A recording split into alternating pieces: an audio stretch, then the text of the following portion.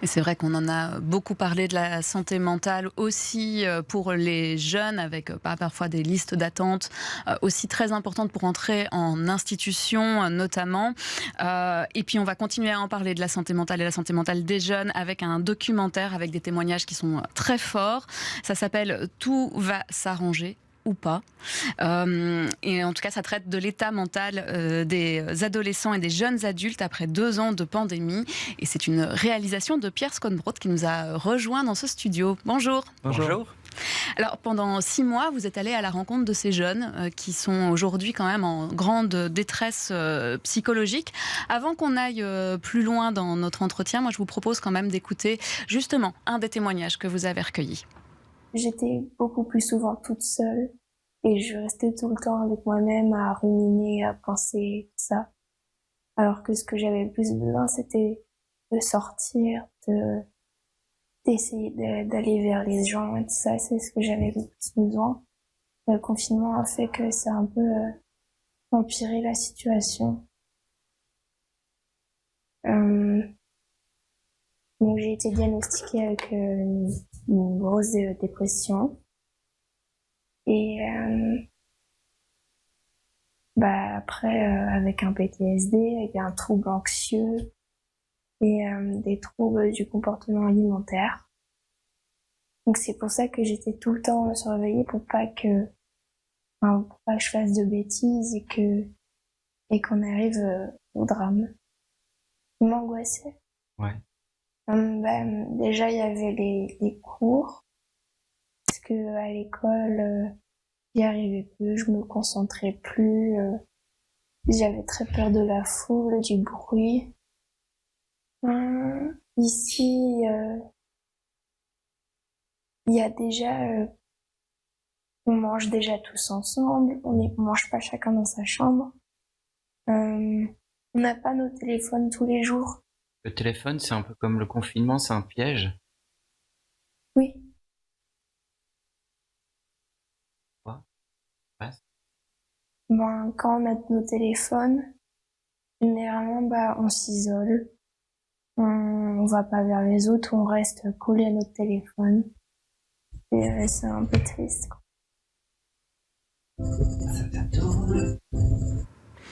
Voilà, on entend encore que c'est difficile pour cette jeune fille, ce qu'elle a vécu. On a un petit peu l'impression finalement que tous les problèmes que peut rencontrer un adolescent, toutes les difficultés de changement de corps, du regard aux autres, éventuellement le harcèlement qu'on peut ressentir via les réseaux sociaux notamment et ce fameux téléphone dont on a du mal à se défaire. En fait, tout ça a été exacerbé avec la pandémie et tout a pris des proportions beaucoup plus importantes. C'est ça que vous avez ressenti aussi? Oui, tout à fait.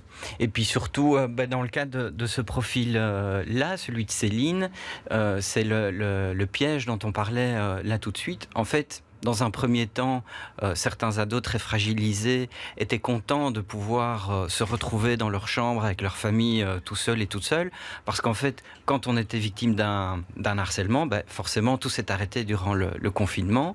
On était protégé du regard des autres, comme vous le disiez, donc on retrouve dans un premier temps une sérénité.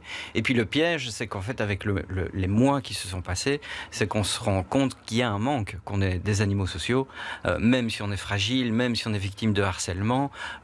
Tout couper comme ça et se protéger dans sa chambre, ça n'est qu'une solution temporaire, mais certainement pas sur le long terme, certainement pas aussi longtemps que le confinement a duré. Oui, et même au contraire, ça peut être destructeur, parce que ce qui est quand même assez intéressant donc, dans ce documentaire qui fait 50 minutes, vous avez aussi des jeunes adultes, il y a vraiment tous les âges, on parle des adolescents vers 13-14 ans à peu près, et vous allez quand même vers des jeunes adultes qui sont déjà dans l'enseignement supérieur, qui ont donc vécu leurs 2 dernières années de secondaire, grosso modo avec de l'hybridation, et qui se retrouvent aujourd'hui bien sur les bancs des hautes écoles, et qui sont également détruits et qui se disent comment on va continuer? Et ça a été une vraie surprise de tournage, parce qu'en fait, moi, je voulais vraiment, dans un premier temps, focaliser sur les ados. Et puis le hasard a fait que j'étais en haute école présenter un film devant un auditoire d'assistants sociaux.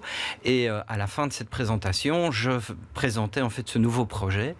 Et là, les professeurs se sont tournés vers moi en disant « Mais attendez, ce nouveau projet nous parle ici dans cet auditoire aussi parce qu'il y a eu d'énormes difficultés. » Et là, ils se sont ouverts et ils m'ont confié qu'en fait, effectivement, les jeunes adultes, eux aussi, ont beaucoup souffert.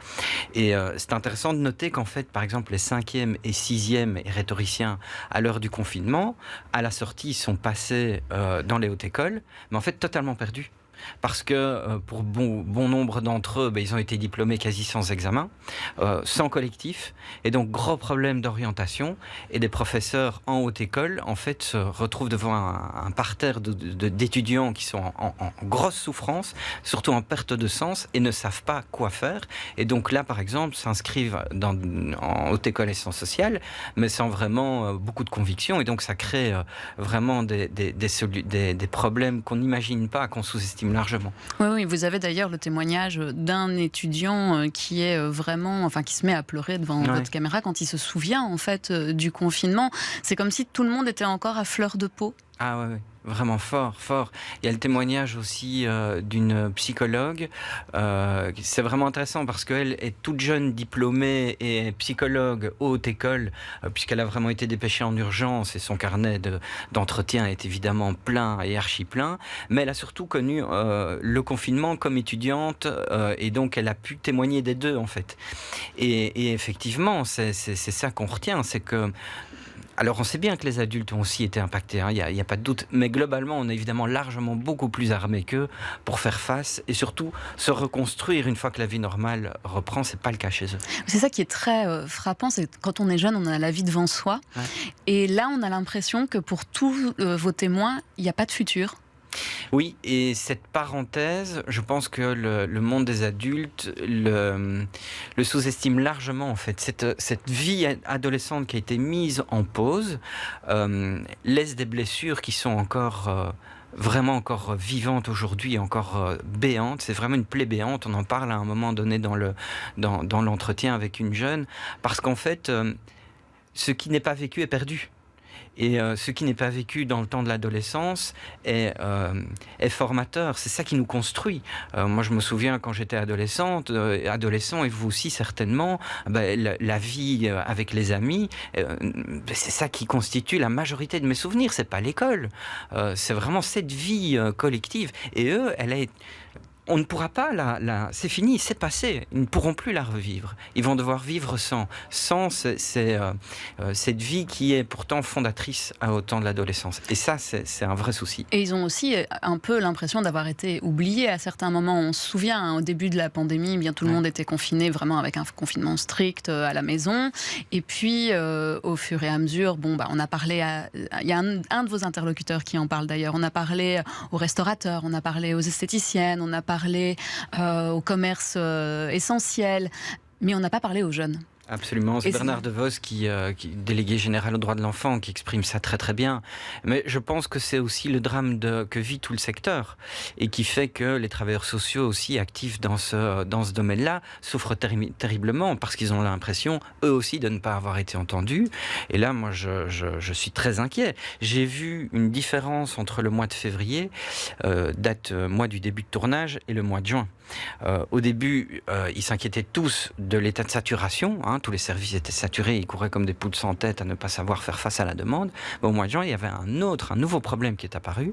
C'est, en fait, énormément de personnes sont parties, ont quitté le service, impossibilité de recruter, parce qu'il y a vraiment un vrai problème de recrutement. Et puis, il y a aussi tous les burn-out, toutes les maladies longue durée. Donc, on passe d'un état de saturation à un état d'épuisement des forces. Et donc, aujourd'hui, vraiment, il y a énormément de services qui travaillent avec un manque de personnel criant. Oui, on voit, c'était aussi les centres PMS pendant la pandémie, vous en reparlez aussi. Votre documentaire est en collaboration avec la FAPEO également, donc Véronique Dethier intervient régulièrement pour expliquer aussi comment ça a pu être vécu au niveau des familles. Vous arrivez quand même à collecter aujourd'hui des données chiffrées, parce que souvent en santé mentale, c'est compliqué On n'a pas ces chiffres. Alors sur le suicide, on l'a un petit peu plus malheureusement, mais on en parlait tout à l'heure, qu'aujourd'hui, eh bien, un Belge sur 3 se dit dans un état anxieux, et si on prend les jeunes, c'est encore plus même. Oui, c'est encore plus. Et là, les mutualités chrétiennes et libres ont fait un travail remarquable. Et aujourd'hui, les mutualités socialistes, solidaristes reprennent le flambeau aussi. Mais à l'époque, ils n'avaient pas encore de chiffres. Eux s'inquiètent terriblement de l'augmentation des prescriptions médicamenteuses, parfois pour les enfants âgés de 6 ans. D'ailleurs, c'est la tranche pour laquelle il y a le plus d'augmentation. Plus de 50% d'augmentation de prescriptions d'antidépresseurs et d'anti-anxiolytiques. Pour cette catégorie-là, les 16-18 ans de mémoire, c'est 30%, donc c'est vraiment énorme. Pareil avec les prescriptions d'entretien psy, c'est vraiment une explosion totale. Mais sinon, vous avez raison, on manque de chiffres. Si les mutualités n'avaient pas fait ce travail-là, moi j'ai vraiment galéré comme journaliste pour objectiver, et c'était indispensable, objectiver évidemment toutes les inquiétudes qui me revenaient. Et donc voilà, j'ai un tout petit peu glané des chiffres en France, mais il y a un véritable problème. Je rappelle quand même qu'il y a eu un baromètre de la santé mentale qui était largement financé au moment de la pandémie et qui maintenant ne l'est plus. Olivier Luminet s'en plaint, c'est lui qui en est responsable. Et donc là, je pose vraiment la question, si on ne se dote pas de ces outils-là, on ne fait pas exister le problème et on ne peut pas s'y attaquer. Oui, vous parlez d'Olivier Luminet, donc psychologue de l'UC Louvain aussi, qui nous a dit déjà, nous, ici en studio, que ça allait être encore plus compliqué dans les années à venir, parce que souvent, ce sont des processus qui mettent beaucoup de temps. On ne passe pas de « je vais bien » à « ça ne va pas et j'ai des idées noires » en 6 mois, en fait. Et que donc, certainement, la demande allait être encore plus importante dans 6 mois ou 1 an. Et là, on nage en plein paradoxe, puisque la santé mentale, c'est le temps long. Et aujourd'hui, tous les petites aides complémentaires qui viennent, ce sont des projets qui durent sur 6 mois, 1 an, reconductibles ou pas. Et donc, on est vraiment dans une politique de santé mentale. Il faut pouvoir dire les mots à un moment, de la politique à la petite semaine, au sens figuré, au sens strict du terme.